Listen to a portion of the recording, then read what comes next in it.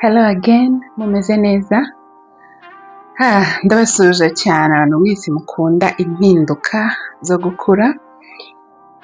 Ubushize hari video nari nabasangije ijyanye na budgeting, abatarayirebye mwayireba hano muri description.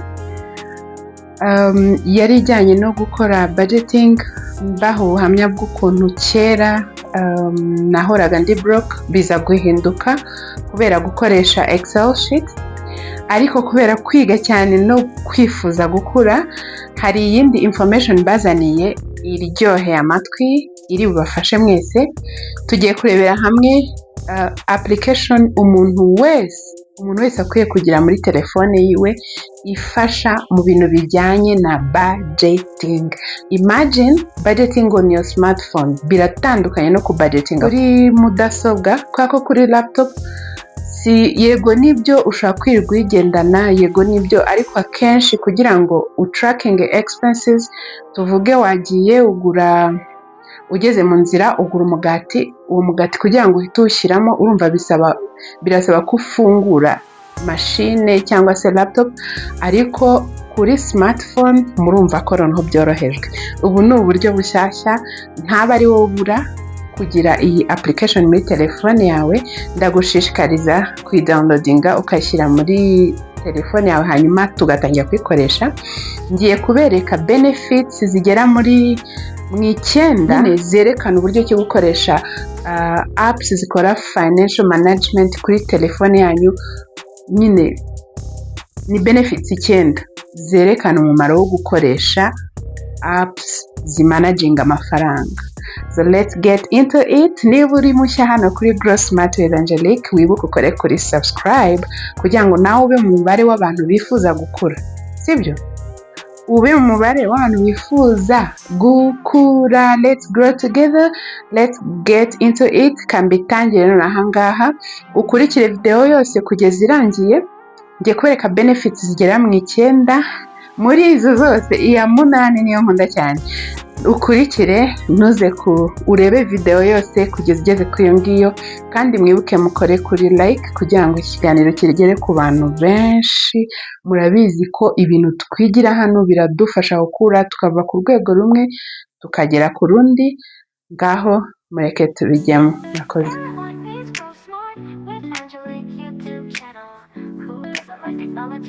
Who doesn't like seeing kids growing wiser? Please come, we will grow together.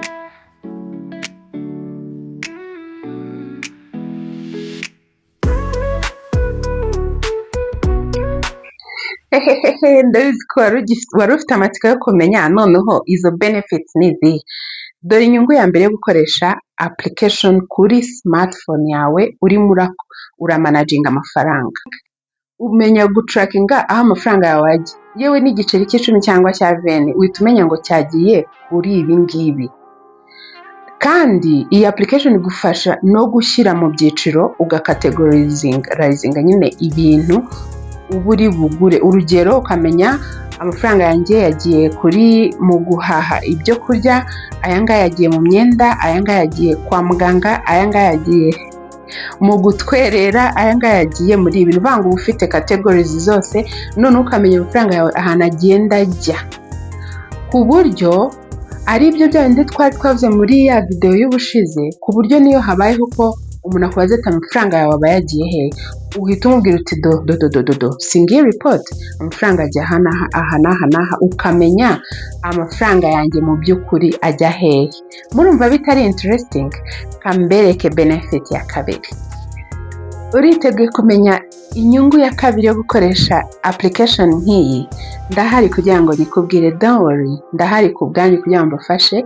Dore inyungu ya kabiri rero, izagufasha kuzajya ubanza gutekereza kabiri mbere y'uko spending amafaranga. Reka mbabwize ukuri, hari ukuntu umuntu ajya amafaranga ukanyura ku kintu ukabura kiguze, bakuzaniye blender nk'ahantu ukorera, bakweretse uburyo cyari nziza, bandi bakora marketing murabazi, nta na gahunda wari ufite yo kwigura ukabura yiguze. Ariko iyo ukoresha iyi application muri smartphone yawe, urabanza ukareba ugahita ubona budget, ugahita uvuga hano se ndayakura, ukaza gusanga ko ntabwo wigeze upangira kugura wenda iyo blender ukayihorera. Ni ukuvuga ngo igufasha gutekereza kabiri, think twice, mbere y'uko uspendinga amafaranga runaka ku kintu utateganyije cyangwa se juste kuyaspendinga. Ubwo rero murumva ko iyi ngiyi izagufasha kugira imyumvire myiza cyangwa se imitekerereze myiza ku bijyanye no kumanaginga amafaranga yawe. Murumva atari inyungu kuri mwebwe? Katujye ku nyungu ya gatatu niba muri interested.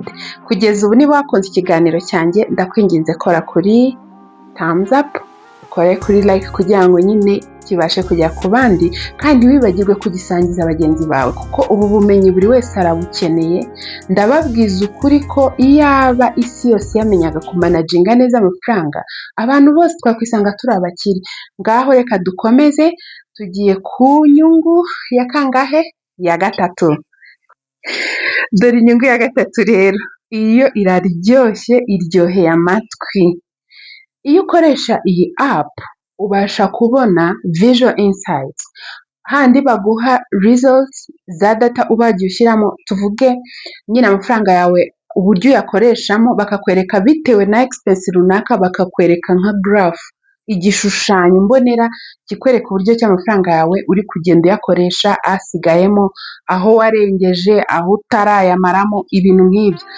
Those visual insights nzikunda kubi, kwako uhita ubibona neza neza kuri screen. Ndaza kubibereka neza nitubyinjiramo, ugahita umenya neza nyine aho uhagaze, ugahita uvuga uti bitewe n'itariki ngezemo. Ubwo ndavuga ku bantu bahembwa ku kwezi, ugahita uti bitewe n'itariki ngezemo, ubu ngubu nkwiye guhagarika kuguragura ibintu, kwako nindeba nabi ahangaha amafaranga araza gushiramo, noneho nisange nasubiye muri cya gihe cyo kuba broke, nisange nasubiye muri cya gihe cyo gusaba amafaranga no kuguza no kugira iki. Murumva atari inyungu ikomeye cyane? Muriteguye ko mbaha inyungu ya kane? Ndakwinjize kwa kuri thumbs up, kandi ukoreshe ya ibiganiro byacu bizadufasha gukura. Reka dukomeze ku nyungu ya kangahe? Ya kane. Hano tugeze ku nyungu ya kane. Inyungu ya kane ni made budgeting very easy. Reka mbwire budgeting yoroshye. Abantu bibazaga ukuntu iriya excel sheet bashobora kuyikora, gushyiramo formulas, urimo urashyiramo formule, wenda nta n'ibyo wize, nta n'ubwo ubizi neza, bikagera bikaba complex, bikagucanga. Hano budgeting yawe umva yoroshye kuri extent jyewe ubwanjye nashaka kugusobanurira ngo uyumve. Ni ukuvuga ngo ahangaha budgeting yoroshye, noneho igikurikiyeho ikirenze kuri ibyo ngibyo. Iyo utangiye guspendinga ukagera ku kigero ugiye cover spending, handi ugiye gutangira nyine uri kugenda wishyura ibintu, wishyura amafaranga, noneho ukisanga ugiye kwishyura amafaranga arenze ayo wateganyije, iyi app ihita iguha alert, ahubwo ati wibuke hano usigaje maya, so please gabanya umuvuduko. Urumva ako kantu atari keza cyane? Kararyoshye, ntushaka kubyumva. Urumva kataryoshye? Umva kararyoshye. Kadukomeze, tugiye ku nyungu ya kangahe? Ya gatanu. Biragusevingira time kandi bikurinde stress yo kuvuga ngo my lord ntago nari na budgetinga, kandi dore amatariki yagiye, dore nk'ubu turi tariki 24. For me, I actually budget kuri iyo tariki, ariko hari igihe ushobora kwisanga kuri 30 zirageze, wabuze ukuntu bikora kuko uzi ko ari ibintu bigoye. Ariko iyi app iza gusevingira time. Umva, ntago wabura igihe cyo kwikoresha, ko iri muri smartphone yawe, ni akantu koroheje, kari easy to use, gafite user interface yoroshye cyane, buri wese yayikoresha. Muraza kuryoherwa cyane nituyigeramo. Dukomeze, ariko ko dukomeza mu dropping comment hano. Okay, anyway, twakomeje nicyo naziye. Let's go ku ya gatandatu. Muriteguye? Katujye ku ya gatandatu. Benefit ya gatandatu ni ngiyi. Noneho hano izajya ikorohereza gukora goal setting. Ndimvuga goal setting, mwumve ko ari kwa kundi wiha intego ukavuga uti muri 2030 nzaba naguze Range Rover, sibyo?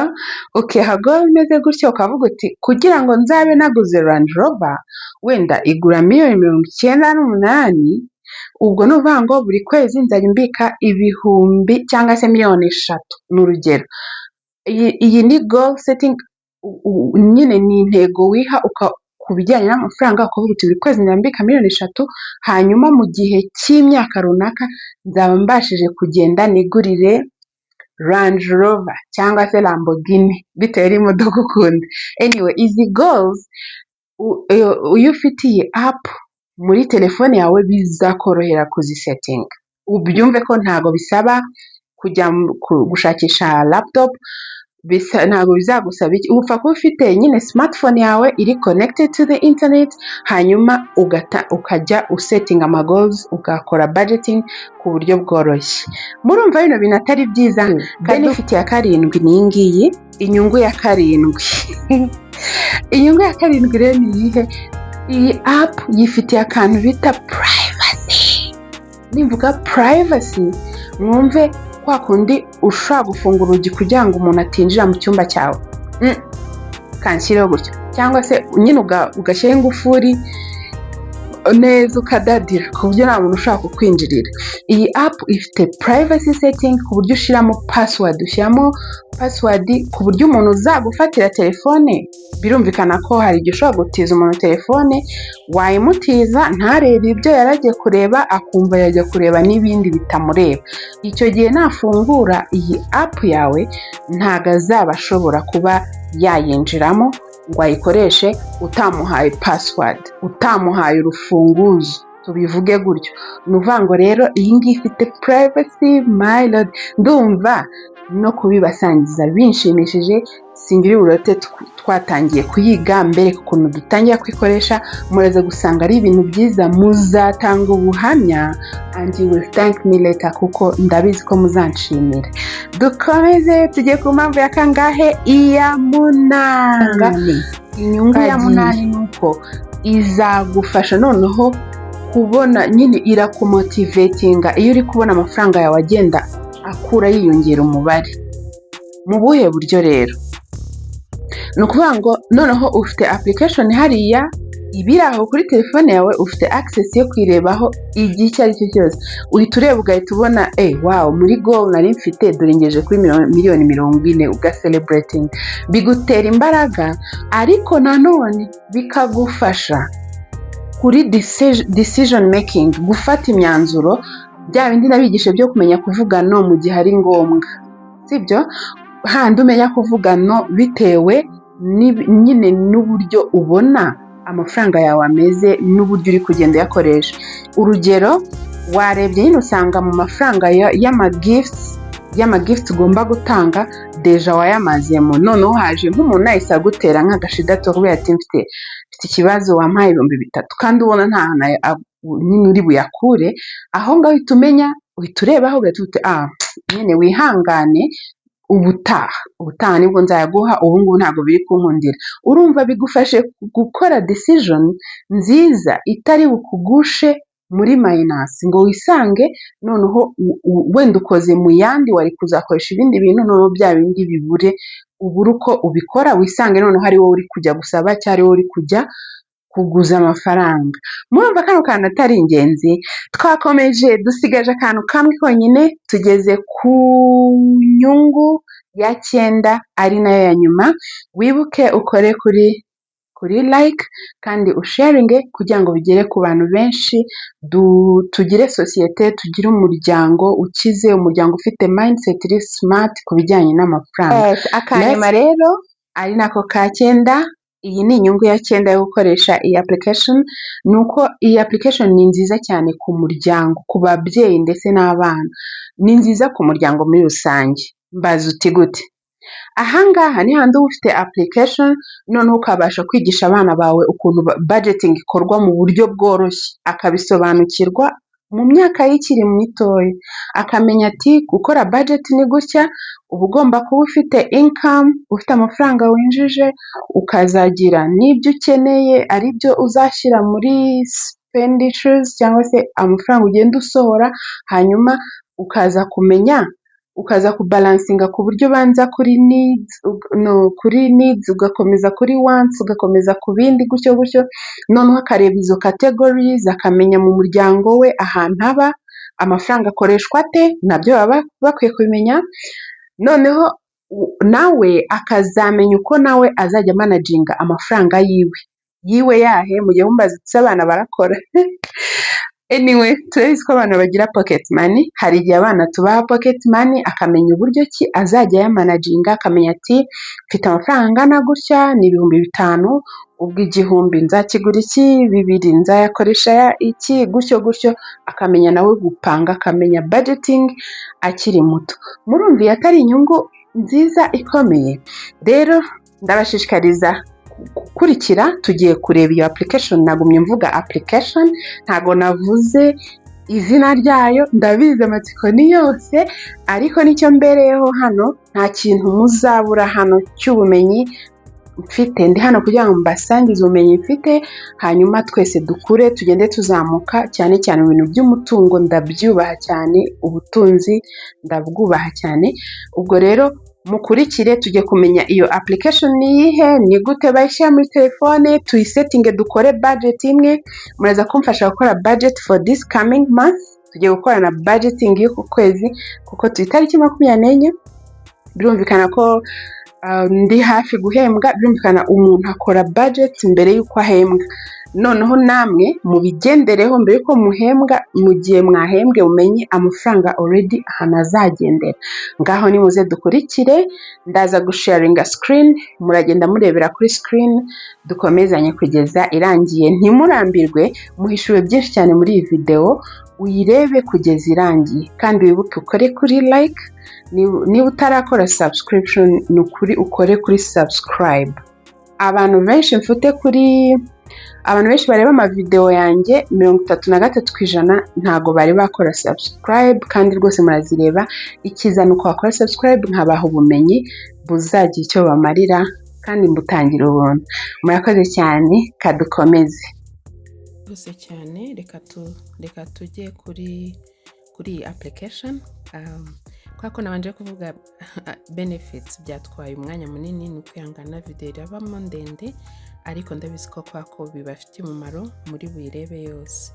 Kadutangire, ndimo ndakoresha Samsung, nuvuga ngo ni Android telefone, ariko ufite na iOS, tuvuge wenda za iPhone n'izindi telefone nabwo byakora. Kadutangire ahangaha rero muri Android, buri gihe iyo ugiye kwinstalla gushyiramo application muri telefone ujya kuri Play Store. Ndakeka Play Store abantu bose bayizi, ngiye gukanda kuri Play Store, maze gukandaho ikintu ndi bukore, dore izina rya ya application. Ndaza hano kuri search, nandikemo Money Manager,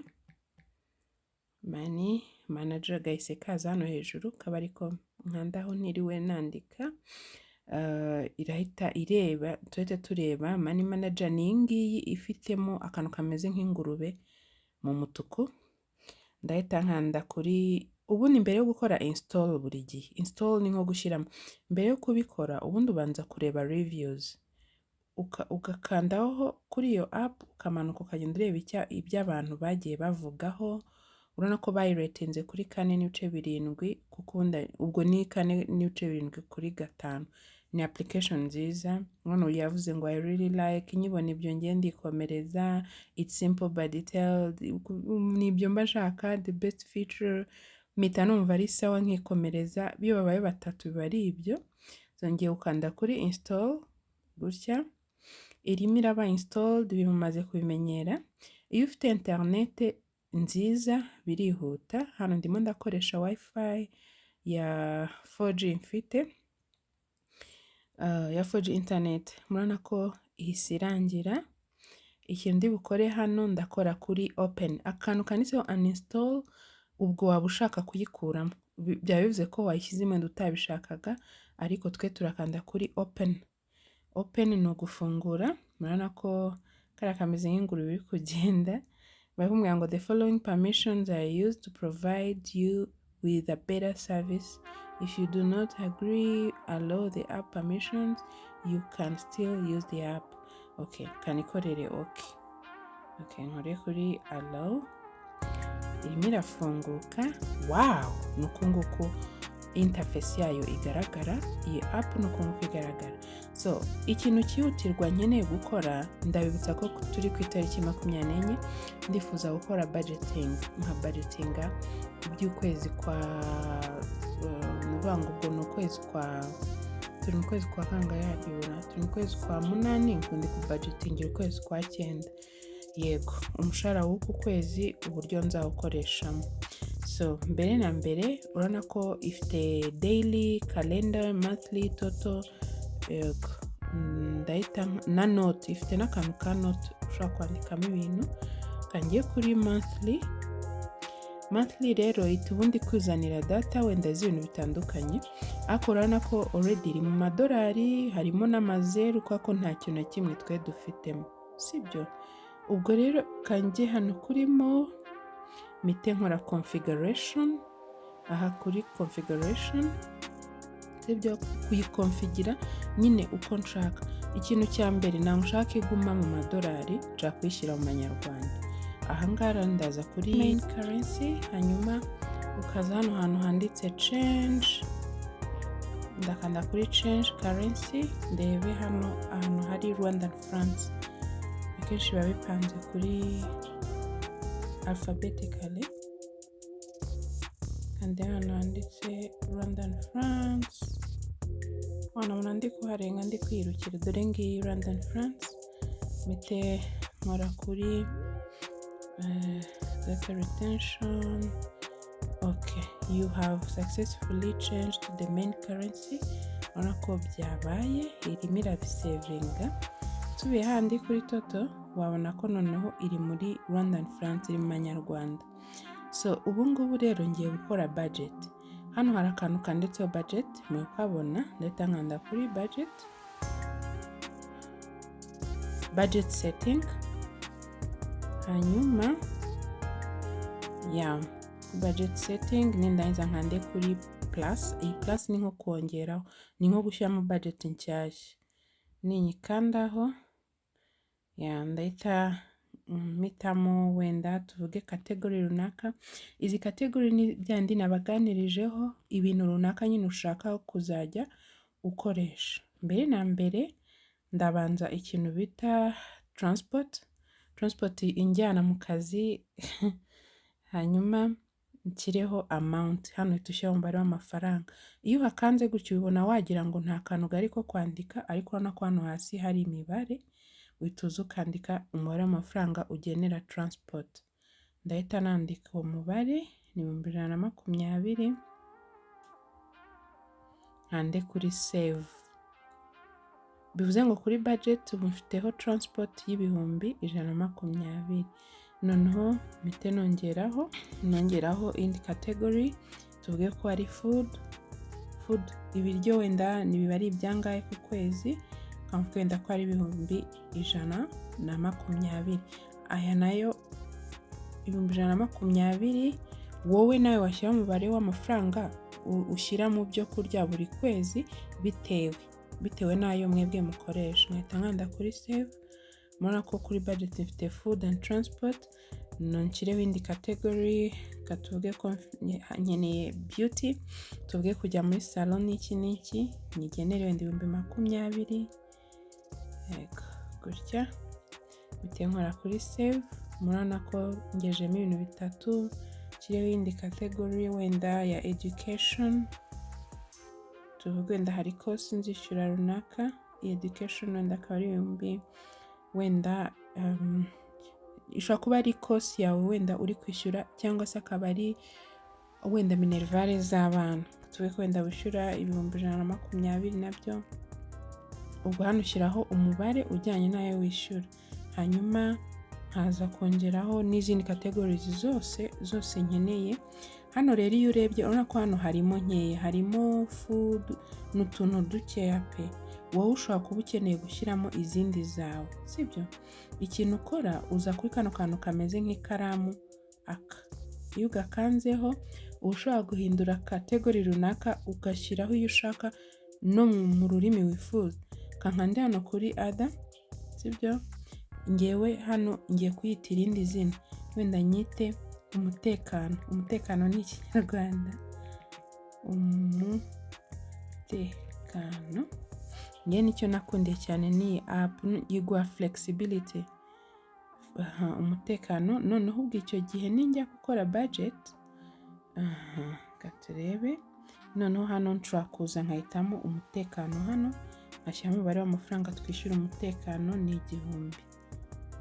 Hari n'abo bishyura 5, nakutwe ni 1000, mpite nkanda kuri save. Urabona ko umutekano wagiyemo. Ushobora gushyiramo categories zawe bitewe n'uko nyine wowe ubyumva n'izo nyine ukoresha. Iyi budget nyine ntabwo iri more detailed, ndi kugenda mbereka ukuntu wakoresha iyi app kandi ikagufasha. So now dufite budget hano. Kugira ngo rero umenye budget yanjye nyine imeze gute, nsubiye inyuma. Urabona ko hano itikwereka budget ufite, ko total yayo ari total budget ni 1000.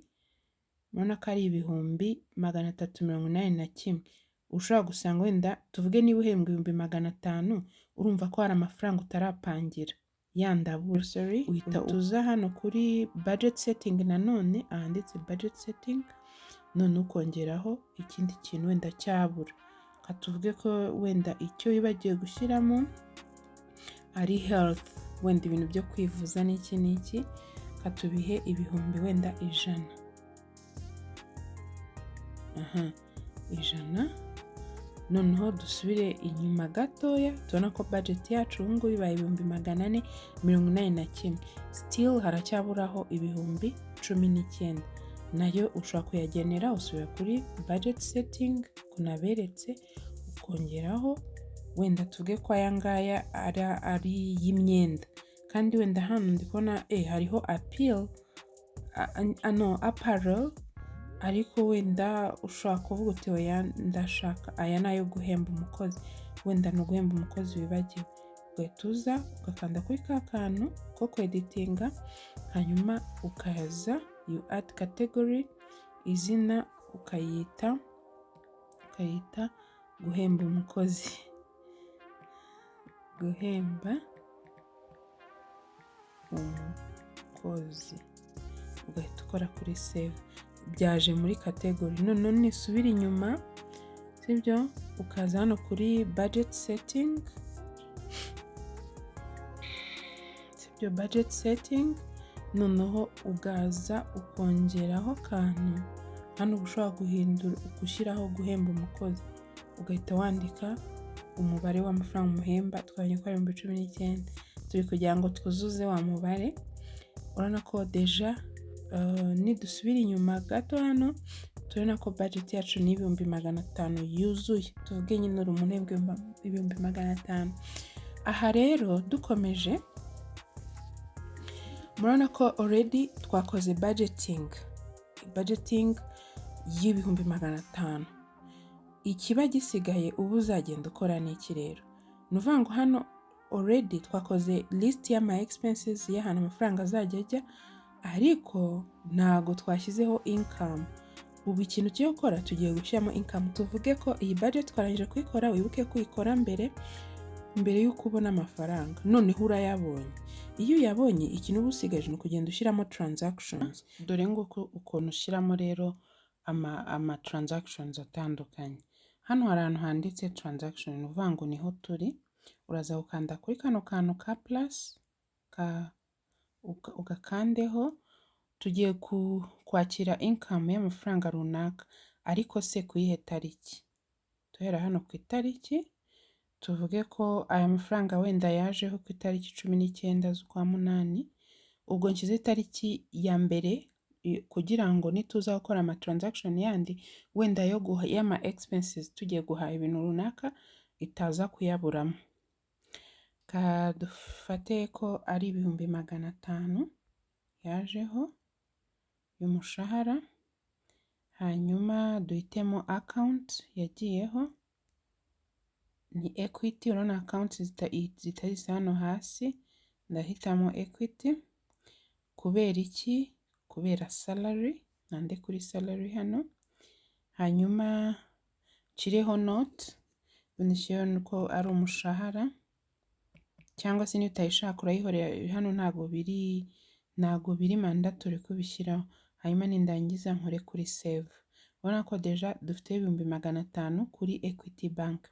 Noneho tuvuge ko ngiye guhaha, ndahita nkanda kuri plus n'ubundi aka kamenyetso ko guteranya, ubwo ngiye guhaha ku yihe tariki rero. Katuvuge ko ngiye guhaha ku itariki 23 z'ukwa munani. Ugiye guhaha iki? Ugiye guhaha ukoresheje iyihe account, sibyo? Nukanda hano kuri account, uraza uhitemo account hano y'amanyarwanda. Tubanze dushyiraho amount, umubare w'amafaranga. Hano tuvuge ko ngiye guhahisha, ngiye kwishyura umukozi wenda bya 19,000. Nandika 19,000 gutya. Noneho category mpitamo ni iyihe? Ni hahandi handitse umukozi, guhemba umukozi ni iyi ngiyi. Noneho account dukoresha twishyura ni iyihe? Hano hari account turi bukoreshe ni Equity. Dushyiraho note, twandike wenda ngo ni ay'ukwezi,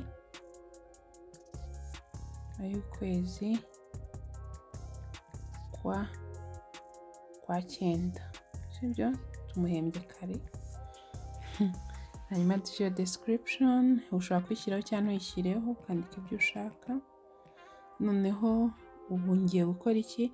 Hano ndabona dufite buttons ebyiri, hari iya gukora save cyangwa se continue. Kankore continue ndebe izindi options ziza. Ubwo hano continue uba ushaka kuba wakomeza gushyiramo n'izindi expenses wakoze. Kambasobanurire, iyi app mu gihe uyifite, jya making sure ko usavinga, nyine ukora transaction z'amafaranga wagiye usohora ku munsi. Tuvuga uratashye nimugoroba, mbere yo kuryama ukongera ugakora recap y'ibintu waguze. Icyiza kugira ngo hatazajya hagira ibikwisoba, ushobora kwiyemeza kuzajya wishyura ukoresheje telefone kugira ngo nyine ubone izo message, cyangwa se na waba waguze cash ugasaba ko baguha facture. Mbibutsa ko nyine kugura ugasaba facture n'ibintu byiza, cyane cyane IBM namwe murabizi. Ubwo rero icyo gihe bitabigufasha kugenda reviewing ayo wishyuye, cya kintu tukakigeraho, ya nyungu tukayibona yo kumenya aho amafaranga yacu aba yagiye. So hano ubwo wakoze iya mbere, ukoze expense ya mbere, ukoze kuri continue, ugiye gukora expense ya kabiri. Ubwo ibaye tuvuge wenda iyindi ya kabiri ngiye gukora, kandebe mu byo katuvuge ko naguze umugati wenda w'5 1500. Hanyuma category akaba ari mu byo kurya, ni food kuko ari umugati. Noneho account nakoresheje birumvikana ni Equity. Noneho hano ushobora gushyiraho note, wenda naguze umugati wa Simba, sibyo? Wa Simba. Warangiza hano ushobora gushyira description yabihari, iyo bidahari ukabyihorera. Still hano ninkora save, ubwo ndaba ndekeye aho gushyiramo ama expense.